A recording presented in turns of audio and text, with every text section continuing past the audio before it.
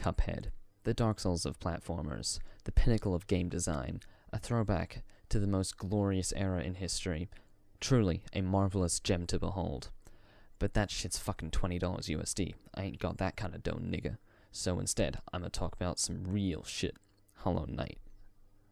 I've been playing the game, and I've really enjoyed it, much more than anything else since the fall of Daddy. And because of my superior intellect, I feel you should listen to my thoughts on the game. Before we start, I feel the need to tell you I'll only be sharing content from the first 2 hours of the game, so as not to spoil it, just in case you want to play the game afterwards. The first thing that hits you when you play the game is the atmosphere. The whole game is like the basement from Yandere Simulator, but slightly less sexy.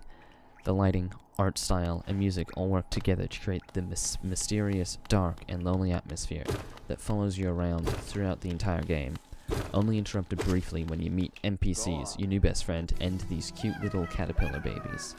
The atmosphere of loneliness is further solidified as you come across more and more areas devoid of but a few characters that aren't immediately hostile to your presence, making you very wary of every new room that you enter. The second thing that you'll notice is everyone is a cute bug man. This is one part of the game that I find super charming. The entire setting is on such a large and grand scale, yet it's so very small. This tiny subterranean empire, Hollow Nest, fits right in with my interest with the theme of Fated Glory. From the Imperium of Man to Dick Souls, most of my interests lie in fading or faded insurmountable greatness, a lot like Ron Jeremy's aging penis. While this game does stand on its own two footsies, it's built up even further with a strong sense of nostalgia with the Metroidvania-style gameplay and 2D animation.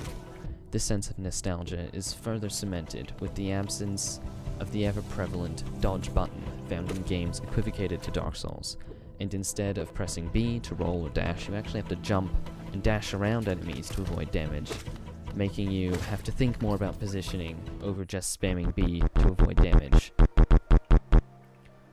While this game does follow the Metroidvania style of gameplay, with a large map which opens up as you go through the game and acquire new power-ups, the map is blocked off by movement abilities and your ability to utilize them rather than shooting the blue missile at the blue door to advance the game.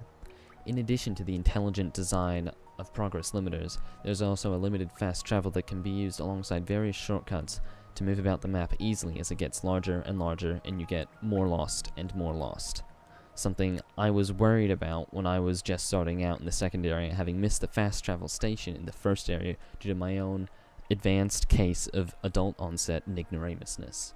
As I've previously mentioned, the movement plays an integral role in both the combat and the advancement throughout the game. If the movement mechanics were bad, loose, or in any way unresponsive, no matter how good the rest of the game is, it would be a chore to complete.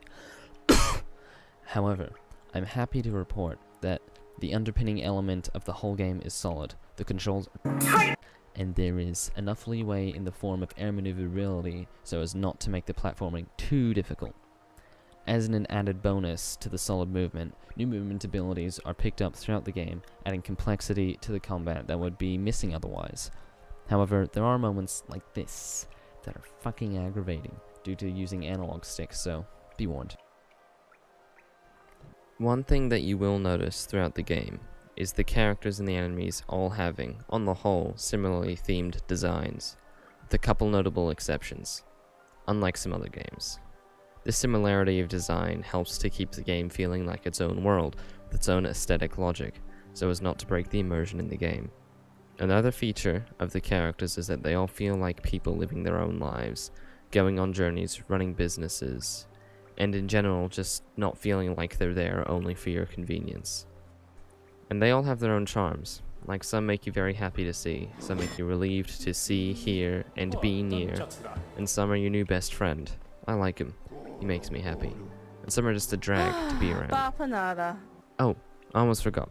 The lore is hidden around the game and constantly hinted at by characters, places, and items found throughout the game.